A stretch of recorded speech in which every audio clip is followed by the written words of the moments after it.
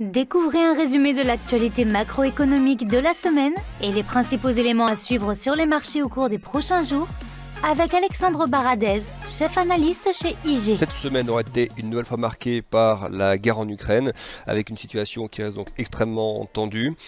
Cette situation donc, qui se traduit sur les actifs européens qui pourtant avaient pas mal rebondi les semaines précédentes avec un canal diplomatique qui restait ouvert malgré tout entre l'Ukraine et la Russie, mais cette semaine a vu la mise en place de nouvelles sanctions contre la Russie, des sanctions qui commencent à toucher l'énergie notamment avec le charbon, même si c'est une partie relativement limitée à des exportations de la Russie vers l'Europe. La clé de voûte de ces exportations restant évidemment le pétrole et le gaz, mais le fait que les sanctions commencent à arriver sur le terrain de l'énergie, ça a eu un effet donc baissier sur les indices européens, le CAC, le DAX, tous les gros indices européens sont repartis à la baisse. On a également vu des mouvements similaires sur la partie américaine, avec la plupart des gros indices américains qui ont été réservés à la baisse, et donc avec une volatilité qui a un petit peu progressé cette semaine, et donc une situation qui reste toujours difficilement lisible, qui continue d'impacter donc les actifs européens, et on note également cette semaine un ralentissement, voire un décrochage assez marqué de l'euro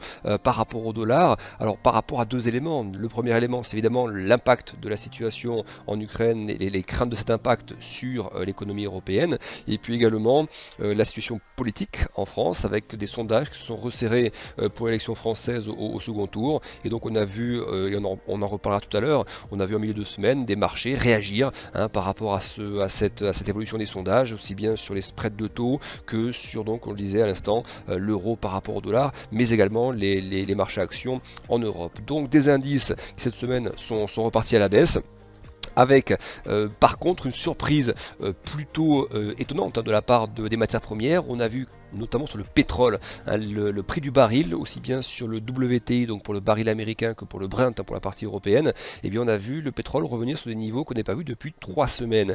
Et effectivement, ça paraît un peu paradoxal quand on parle justement d'inquiétude de marché par rapport à cette question qui reste très présente et même omniprésente, la question principale qui est cette crise géopolitique. Et bien malgré ça, on a vu des prix de l'énergie partir à la baisse. Alors pourquoi? Il y a plusieurs explications. Tout d'abord, on voit que l'Agence internationale de l'énergie a confirmé que de nombreux pays allaient avoir recours, ont déjà recours aux stocks stratégiques de pétrole, mais allaient accroître leur mise à disposition de ces stocks stratégiques, et donc avec plusieurs pays occidentaux qui participent à cet accès aux stocks stratégiques de pétrole. Donc au total, c'est 120 millions de barils qui vont être concernés par cette décision d'accès aux stocks stratégiques, donc ce qui est un volume relativement important qui permet de compenser pour l'instant en partie eh bien le pétrole russe qui pour l'instant officiellement continue d'être vendu, mais on voit bien d'énormes difficultés parce que plusieurs ports européens refusent désormais ces bateaux russes avec le pétrole, et puis donc on voit que la Russie se tourne vers certains de ses alliés pour essayer de vendre son pétrole avec une très forte décote. Donc il y a une perturbation du marché évidemment du pétrole au niveau mondial. Donc le fait que ces 120 millions de barils sur une période de 6 mois soient donc rendus disponibles, et ça a permis de faire retomber un petit peu la pression sur l'énergie. Le deuxième élément également, c'est un élément qui est probablement plus lié à la dynamique économique mondiale. On voit que cette crise géopolitique commence déjà à avoir des conséquences, et va en avoir probablement encore dans les semaines, dans les mois qui viennent, sur aussi bien l'économie européenne que l'économie américaine par effet un peu ricochet. Et puis aussi on l'a vu avec des indicateurs d'activité en Chine qui ont montré un décrochage assez sensible ces dernières semaines. Et bien le fait que la dynamique économique mondiale soit moins forte, ça peut également impacter le sentiment par rapport au pétrole, et donc tirer les prix à la baisse. Donc on a cette situation qui fait que le pétrole se retrouve sur des niveaux de manière un peu surprenante, sous les 100 $ par exemple, on a eu des incursions sous les 100 $ cette semaine, aussi bien pour le WTI que pour le Brent, et donc voilà, c'est ce qui tranche un petit peu avec cette tension qui reste très forte, encore une fois, d'un point de vue géopolitique, entre l'Ukraine et la Russie, où pour l'instant on le disait, donc le canal diplomatique est toujours ouvert. On voit qu'il y a des échanges, différentes déclarations à la fois des responsables ukrainiens et russes, mais pour l'instant il n'y a pas de solution à court terme perceptible, et donc voilà, ça reste une source de surveillance pour les différents actifs financiers. Autre élément de la semaine à retenir, cette question concernant les taux. On observe donc que les taux continuent de monter aux États-Unis. On a par exemple aujourd'hui aujourd'hui, au moment où on enregistre ce podcast, donc vendredi, eh bien le taux 10 ans américain a marqué son plus haut niveau depuis le premier trimestre 2019, au-delà de 2,70%. Mais c'est pas le plus important parce que ça, effectivement, les taux longs continuent de monter. Mais souvenez-vous qu'on parlait la semaine dernière de l'inversion de la courbe de taux aux États-Unis sur plusieurs points de cette courbe. On rappelle c'est quoi une inversion? C'est quand vous avez par exemple un taux 2 ans qui passe au-dessus du taux 10 ans, ce qui est une anomalie. Normalement, le taux 2 ans doit toujours être en dessous du taux 10 ans. Et bien là, c'était pas le cas. Et sur plusieurs points de la courbe, vous avez des inversions sur les différentes maturités. Donc cette semaine, ce qui était assez marquant, c'est qu'on a une petite repentification entre le taux 2 ans et le taux 10 ans. Ça veut dire quoi? Ça veut dire que ces deux taux étaient inversés, le 2 ans était supérieur au 10 ans il y a encore quelques jours. La réunion de la Fed, alors les minutes de la réunion de la Fed qui ont été communiquées mercredi, eh bien, ont montré que la Banque centrale américaine allait continuer à normaliser sa politique monétaire, a fait également une estimation de ce qu'elle pouvait commencer à réduire comme taille de bilan sur un schéma mensuel de l'ordre de 95 milliards de dollars, donc à peu près 1140 milliards de dollars par an. Le bilan, je vous rappelle, a grossi de presque 4800 milliards de dollars depuis le début de la crise Covid, et donc le réduire, la Fed dans ses propos, dans ses minutes, en tout cas ce qui apparaît, c'est qu'elle envisagerait de le réduire de l'ordre de 1100 milliards de dollars par an. Donc ça reste une action qui est musclée, mais ce qui nous intéresse quand on parle de la courbe de taux, eh bien c'est qu'on a vu que les taux, en revanche, après les minutes de la Fed, eh bien les taux sont un petit peu renormalisés. C'est-à-dire qu'on n'a plus d'inversion entre le taux 2 ans et le taux 10 ans, ce qui veut dire que le taux 10 ans est revenu supérieur au taux 2 ans, ce qui est donc un schéma relativement normal. Et alors qu'est-ce qu'on peut interpréter comme situation? Pourquoi on a vu cette inversion changer et pourquoi c'est redevenu un peu plus normal? Peut-être parce que le marché commence à s'habituer en fait à ce discours de la Fed maintenant. On sait que la Fed n'a pas eu besoin pour l'instant de mettre en place toutes ces hausses de taux pour que les marchés anticipe cette normalisation monétaire. Je rappelle que par exemple la baisse du Nasdaq depuis le début de l'année, quand on baissait fortement en janvier et février, quasiment 20% de baisse avant la crise ukrainienne, eh bien c'était déjà une traduction d'une anticipation des marchés par rapport à la normalisation monétaire de la Banque centrale américaine. Donc à un moment donné, à force de répéter le même message et sur des schémas assez récurrents, eh bien le marché commence à s'habituer. C'est en tout cas ce que laisse penser ce comportement sur les taux américains cette semaine. Le marché commence à s'habituer à ces différents messages. Ça, c'est un élément important. Et puis un autre élément important qui a pu jouer, c'est donc on le disait, le repli du pétrole. Le repli du pétrole, on sait qu'il y a un impact sur la partie courte de la courbe de taux. Pourquoi? Parce que les taux courts, 3 mois, 6 mois, 1 an, 2 ans, eh bien, sont sensibles à la variation des matières premières, notamment, à la variation des prix. Si vous avez une grosse poussée sur les matières premières, eh bien, vous allez avoir des taux courts qui vont réagir parce qu'ils anticipent que la Banque centrale américaine, vu que cette hausse des matières premières a des effets inflationnistes, ils anticipent que la Banque centrale américaine va relever ses taux et donc ça fait redresser les taux courts. Et donc de la manière, quand les matières premières baissent et que le pétrole baisse, qui était le cas cette semaine, eh bien on a des taux courts, donc des taux 2 ans et autres qui cessent de monter, voire qui commencent à baisser un petit peu, alors que les taux longs, eux, baissent de manière un petit peu moins vite, voire même continuent de monter. Donc ça peut aussi s'expliquer cette désinversion, si on peut dire comme ça, ce retour en arrière de l'inversion du taux 2 ans et du taux 10 ans peut s'expliquer par à la fois donc, le fait que le marché commence à encaisser les messages de la Fed et puis cette baisse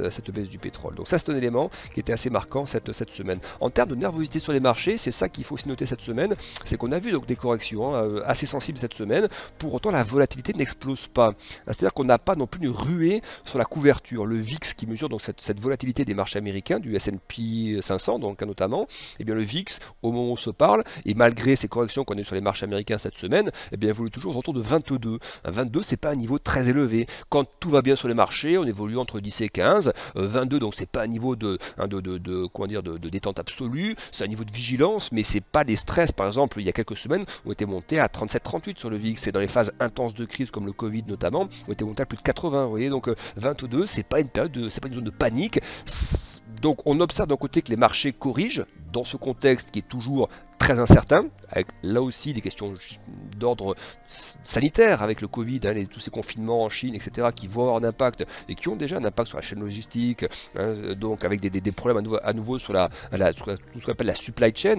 Donc les indices américains intègrent ces risques-là, mais à la fois on ne sent pas pour l'instant besoin de la part des opérateurs d'aller chercher fortement de la couverture, sinon on aurait effectivement des niveaux de VIX qui monteraient plus fortement que ça. Donc ça allège, ça se repositionne, mais on ne peut pas parler vraiment de panique sur les marchés. Donc on est plutôt dans une phase qui ressemble à une phase un peu consolidante en fait, qui encaisse toutes ces informations, l'aspect monétaire, l'aspect géopolitique, mais avec aussi un gros point d'interrogation, et c'est pour ça aussi que le marché se montre un peu prudent ces derniers jours, parce qu'il y a aussi l'approche de la saison des résultats aux États-Unis, et qui va devoir justement révéler l'impact de tout ce dont on parle depuis des semaines, cette envolée du prix des matières premières, les hausses de salaire également qu'on a vu assez fortes aux États-Unis, ensuite les conséquences de la crise ukrainienne en termes de morale pour les consommateurs, en termes d'impact économique réel, d'impact inflationniste aussi en partie. Donc je pense qu'il y a aussi un positionnement un peu prudent des indices par rapport à cette question de la saison des résultats qui va s'ouvrir dans quelques jours aux États-Unis et également en Europe. Donc voilà ce qu'il faut retenir de la semaine.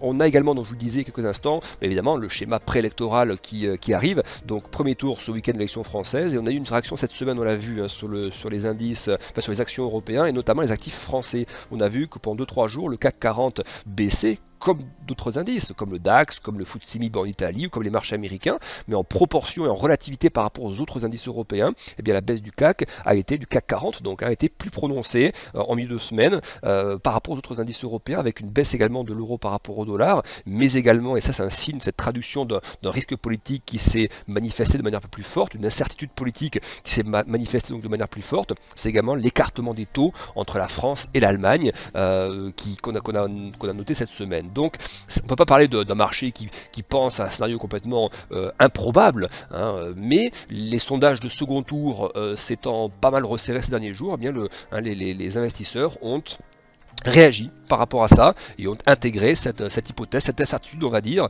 cette incertitude sur l'élection dans les différents prix des actifs. Donc voilà les gros thèmes qui ont traversé la semaine. Alors la semaine prochaine, on aura une semaine intéressante sur plusieurs aspects. On va déjà la commencer à partir de lundi avec la Chine, où on aura différents éléments sur la Chine. D'abord des éléments d'inflation, CPI et PPI, c'est-à-dire prix à la consommation et prix à la production. Donc c'est une manière de mesurer. On sait qu'une partie de l'inflation, notamment de l'inflation importée via les produits manufacturés achetés par les États-Unis et par l'Europe à la Chine, on verra donc du coup si par exemple nous avons une hausse ou une baisse de ces prix à la production et de ces prix à la consommation en Chine. Ce qui nous intéressait de nous, c'est surtout les prix à la production. Voir si du coup ils commencent à se tasser un petit peu en Chine. Par exemple, il y a un ralentissement de l'activité, lié aussi à une petite baisse de certaines matières premières ces dernières semaines. Est-ce qu'on va commencer à voir ça sur les prix à la production en Chine? Donc ça c'est à surveiller, parce que ça voudrait dire que si on commence à voir ces prix baisser un petit peu en Chine, ou en tout cas se stabiliser, eh bien ça pourrait ensuite commencer à traduire aussi un sommet sur l'inflation qui commencera à se former en Europe et aux États-Unis. Donc ça c'est important, parce que c'est une inflation qui est vraiment à la source en fait. Donc à surveiller. Puis deuxième élément sur la Chine à surveiller en début de semaine, c'est la question des prêts, à la fois de la masse monétaire M2, donc on va voir si la masse monétaire bouge ou pas, parce qu'on sait que la Chine met en place des mesures de soutien.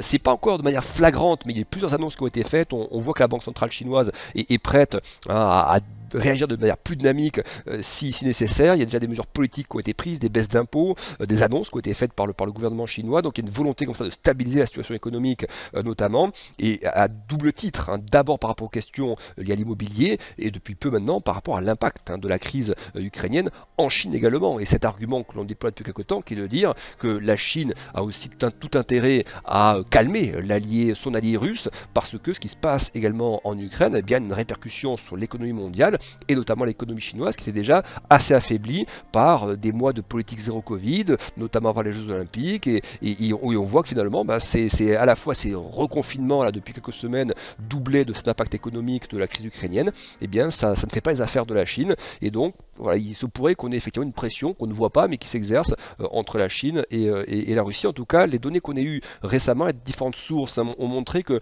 la Chine n'a pas vraiment accru son soutien à la Russie. On a eu différentes sources par rapport aux achats de pétrole notamment. Les compagnies chinoises qui importent du pétrole n'ont pas accru, n'ont pas changé les contrats, se contentent juste de respecter les contrats déjà existants, mais n'ont pas accru leurs importations de matières premières russes. Ça, c'est des éléments qu'on a notés. Puis on a vu des gels également, des gels sur certains projets en commun avec la Chine. Donc on voit que la Chine, effectivement, a une position qui est assez entre les deux. Elle ne veut pas s'attirer les foudres et donc les sanctions américaines ou européennes. Et l'autre côté, elle veut garder son allié russe. Donc voilà, on voit bien que cette situation est une situation assez médiane. Mais on verra donc la semaine prochaine ce qu'il en est au niveau à la fois de la masse monétaire et également au niveau des nouveaux prêts. On aura les chiffres des nouveaux prêts en yuan, donc voir comment se comporte la dynamique de crédit. Ça, on sait que c'est un élément important pour la croissance chinoise. Donc pas mal de bonnes données intéressantes à suivre en début de semaine sur la Chine. Le lendemain, donc mardi, on aura l'indice ZIU pour l'Allemagne. Donc c'est le climat des affaires en Allemagne. Qu'on aura donc la semaine prochaine, l'indice ZIU. Pardon, l'indice ZIU, c'est le sentiment... oui, c'est le sentiment économique. C'est le sentiment économique, l'indice ZIU. J'avais un petit doute. Donc le sentiment économique en Allemagne avec l'indice ZIU, donc évidemment un indicateur important à surveiller parce que évidemment cette position de l'Allemagne par rapport à la Russie, ses liens commerciaux, cette dépendance par rapport à l'énergie. Donc évidemment le ZIU sera important. On aura également des chiffres sur l'inflation aux États-Unis la semaine prochaine, donc mardi. Donc ça évidemment une donnée très très importante par rapport à la Fed, par rapport au taux, au niveau des taux aux États-Unis, notamment à cette courbe de taux, cette allure de la courbe de taux qui s'est inversée. Il y a cette très forte pression inflationniste. On verra si on commence à voir la semaine prochaine des premiers signaux un peu de plafonnement d'inflation ou pas, ce qui aurait évidemment une conséquence assez forte sur la courbe de taux et surtout les actifs sensibles au taux comme les valeurs technologiques par exemple. Ensuite, nous aurons mercredi une grosse journée de données avec d'abord des chiffres sur l'inflation au Royaume-Uni. On aura également la balance commerciale chinoise. On aura aussi les prix à la production aux États-Unis. Donc, on va suivre un prix à la production américain. Et puis, on aura les stocks de pétrole aux États-Unis à suivre, toujours dans ce contexte où le pétrole continue de jouer un rôle important sur le pricing un petit peu de ce risque géopolitique. Donc, voilà, les stocks de pétrole américains seront à suivre la semaine prochaine. Et puis, on terminera le jeudi notamment. Vendredi, il n'y a pas grand chose, donc c'est surtout le jeudi que la semaine se terminera avec la réunion de la Banque Centrale Européenne, donc un rendez-vous très important, et puis la confiance des consommateurs aux États-Unis. Encore merci de nous avoir écoutés. Bon trade et bon week-end avec IG.